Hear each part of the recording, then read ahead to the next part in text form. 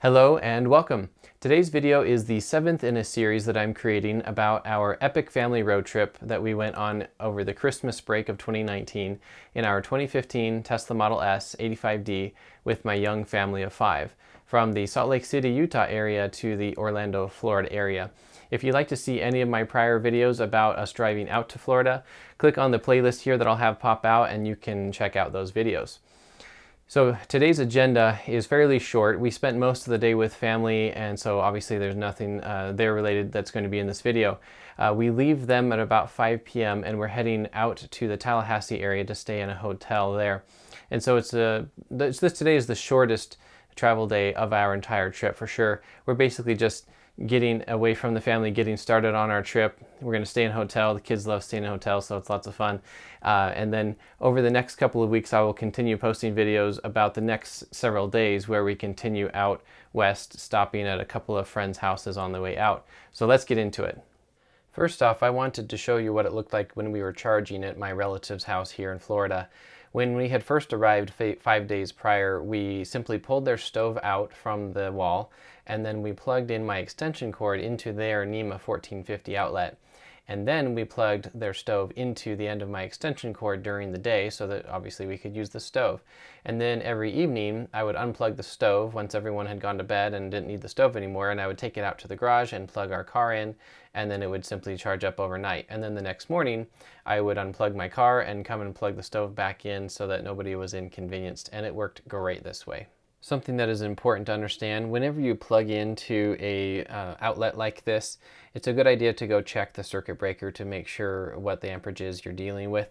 And in this case, when I did so, it was on a 40 amp circuit, even though the NEMA 1450 standard allows for up to 50 amps. So I had to manually lower the amperage in the Tesla down to 32 amps, which is 80% of the circuit maximum, which is what you're supposed to do. And keep in mind, this is GPS enabled, so it remembers that amperage every time you come back to that location in the future. As we were packing up to leave, I roll up the coil, and you can see that's all that it looks like right there. And in our frunk, this is how much space it took up, and we still were able to fit a whole sleeve of diapers and a bunch of other random things in there. So it didn't take up an exorbitant amount of space. This is a picture I took of the tripometer when we first arrived the first night, and then this is a picture of the tripometer when we were leaving that last day. So you can see we drove a total of 317.4 miles while we were there in the Orlando area. Looking at the Teslafy data, you can see here we had charged that morning for a little bit, went from 84% to 91%. And then we went and visited someplace earlier in the day, so this is where we drove out there and then drove back from that. We drove at 78% efficiency over 10 miles, and then here we returned that trip and it was 92% efficiency. Down here, these are actually 2 test drives that I gave to family members, and so you can see I took the same route driving out and then back on both of those drives. 78% efficiency on this one and 77% efficiency on that one. Now that we're done with Teslafy, let's get on to the drive. All right, we are back on the road and we're going to be stopping in Gainesville, Florida for charging. We are going to get there at 20% battery estimated. And we have 72% on the battery right now because we've done a bit of driving around today. And we're going to be going to Tallahassee tonight. So we're not really going all that far from Orlando to Tallahassee. And it's 84 degrees outside. All right, we just got off the freeway heading to the Gainesville, Florida supercharger, and we're arriving with 24% battery. And this took us about 2 hours to get to this point. The girls slept and are sleeping most of the way, so it's been a fairly quiet part of the trip. And it's currently 79 degrees outside. The Teslafy data for that segment of the drive shows that we drove for 1 hour and 46 minutes, 106 miles, and we drove at 86% efficiency. All right, let's get her plugged in.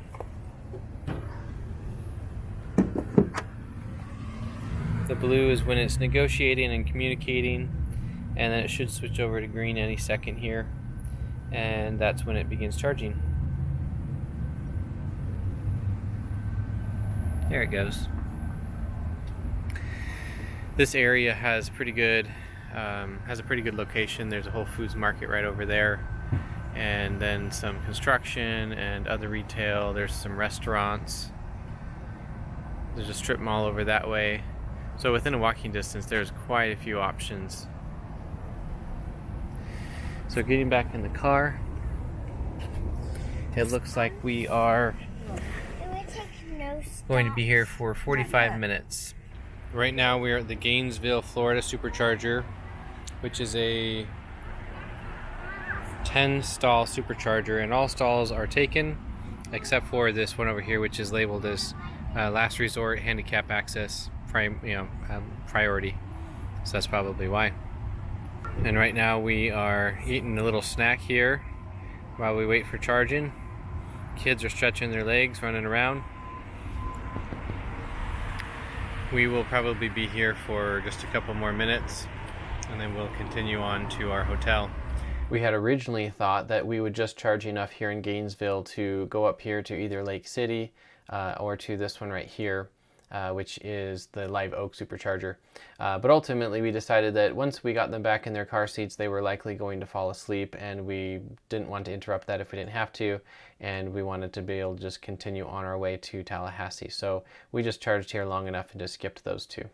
All right, we're going to be arriving at our hotel at 12%, and we're currently at 89% on the battery, 19 kilowatts. We stayed here way longer than we really needed to, but the kids were having fun playing, so we just let it charge up more, and we're going to go straight from here to the hotel rather than going to any intermediate superchargers.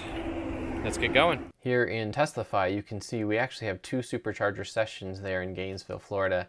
We were there for 14 minutes when a Model X pulled up, and they were unable to plug in because they had a bike rack on the back of their car, and the cord is too short. So I told them they could have our spot, which had a supercharger on the side rather than all the way on the back, and we just traded places basically, and then they were able to plug in successfully. So looking at these 2 charger sections though, we have we charged from 24 to 46% in 14 minutes, and then down here we stayed for another 51 minutes, and we ended at 89% on the battery. We're just arriving to the hotel almost, and you can see we're arriving with 12% battery. So exactly what it had said we would arrive with. Pulling up the Teslafy data again, that segment of the drive was 2 hours and 1 minute, and we drove at 75% efficiency, which just in case you were curious was the equivalent of 83 miles per gallon equivalent is what that stands for.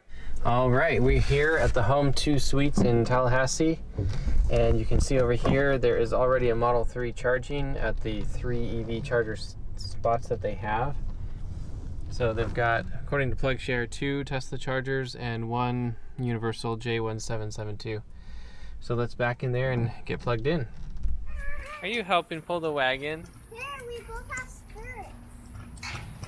Good job helping, girls. I'm so excited. It has a fridge, a microwave. No. Let's see. A sink and microwave. Has a little kitchen. Yeah. Yeah. A fridge. You want to show me the bed? And then one bed and a telephone. Wow. Even a couch. Oh. Want to see what the couch does? Yes. Yes. This is yay. Yes. Wait, this is the best room ever. Move, Lydia. What? It's a bed. That is so cool. Isn't this where we're sleeping? Yep.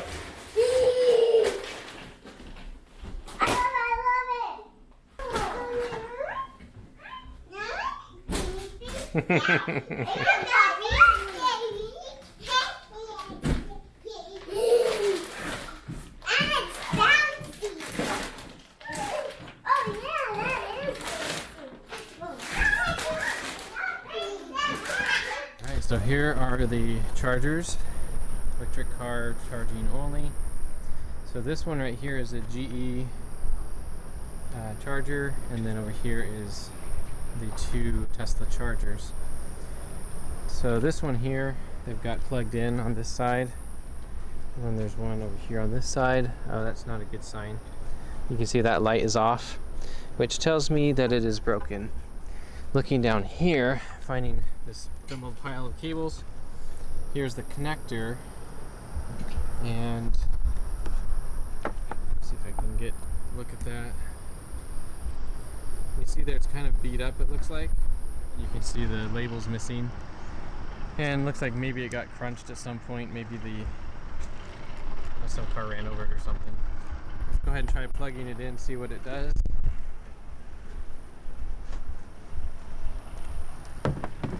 So coming over here to my car,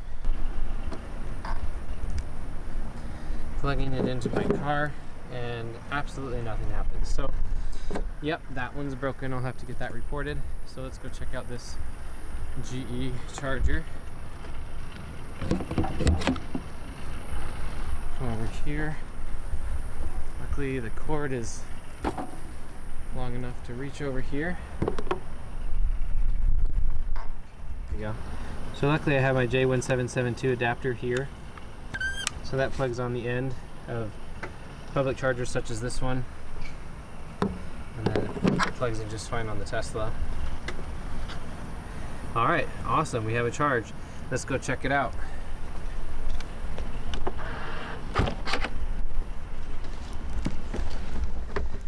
Alright, so wait for it to finish negotiating. Looks like it's starting. Okay, a 30 amp charger, 210 volts. So this is going to be a 6 kilowatt charger. So not terribly speedy. You can see up here it's estimating 12 hours. And right now it is 9:30 almost. So it's not probably going to get all the way up to 100% for us.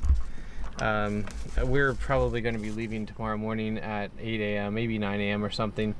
So I think it'll be plenty fine. We'll be up in the 90s by then, 90% range.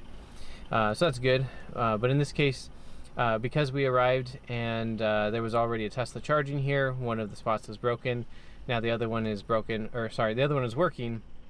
And so luckily we're able to get a charge. But this is a good example of why I like to get a hotel that is in the same city as a supercharger. Because if there was already another Tesla here, we would potentially have to go up to that supercharger tonight to fill up the battery before coming back and going to bed. And so with that, everything's worked out well tonight. We had a good leisurely paced day coming in here and coming up here to Tallahassee from the Orlando area, getting an early start on our trip.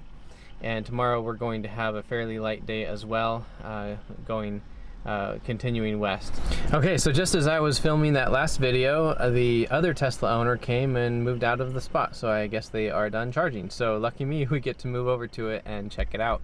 So what I'm going to do here is open the charge port, because I've already moved over to that other parking spot. You can see that's where I was before. And here is the charge handle. Plug it in. Awesome. All right, it's charging. Let's go see how fast this circuit is.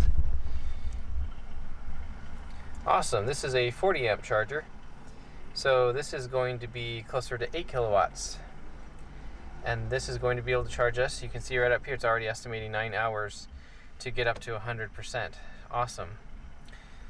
So we'll be able to leave this plugged in all night, and tomorrow morning we will be fully charged and be able to get our maximum range out of the battery with the 85 kilowatt hour battery that we have. Obviously we're going to be hitting up multiple other superchargers throughout the day tomorrow, but it's always a good idea to start with as much range as possible to minimize your time in the superchargers later in the day. On Teslafy, those 3 lines right here are the different plugs that I plugged into there at the hotel. I had initially plugged into the public charger and was there for 21 minutes, went from 12% to 14%, and then I plugged in over at the other Tesla one, and I can't remember now why I had it go for only 5 minutes and then restarted it for some reason. In any case, this was the main charge of the night, where it went for a cumulative of 8 hours of charging to go from 12% battery to 90% battery, and the charge efficiency was about 90%. Looking at the overall Tesla-Fi stats for the whole day, there's some information up here about just the car's standby losses, and it looks like it lost about 2.21 kilowatt hours throughout the day. We drove 287 miles. We used up 361 rated miles, so that means we drove at almost 80% efficiency. We drove for 4 hours and 43 minutes and used up 109 kilowatt hours, which is 381 watt hours per mile. So remember, the Model S that we are driving is rated to consume 300 watt hours per mile, but that's on average in many different driving conditions. And when you're on the freeway like we were most of the day, it's always going to be a bit higher like this is. And then the average temperature was 76 degrees. I'm skipping over the cost amounts because we didn't have to pay anything for any of that. Looking at the supercharger information here, we added 46 kilowatt hours at superchargers. That's 166 rated miles added, and we spent an hour and 5 minutes supercharging, and that was all at just the Gainesville supercharger charge stop. And then down here we have the 4 travel chargers, which is the charging that we did in the morning and then again in the evening at the hotel. So we added 63.7 kilowatt hours, and that's 219 rated miles added, and it was charging for almost 9 hours total. I hope today's video has been informative to show you how things have been going in our Tesla on our road trip with a young family and staying in hotels, using destination chargers and the like. And if you're interested in seeing any of my prior videos, you'll see an end card here that will show up here shortly that has links to my playlist or some of my other prior videos. I'm curious, how have my videos affected your decision to potentially purchase a Tesla, whether it be new or used? I'd be curious to know, and so feel free to give me your anecdotes in the comments down below. And if you are interested in purchasing a brand new Tesla, feel free to use my referral code and you'll get 1,000 free supercharger miles.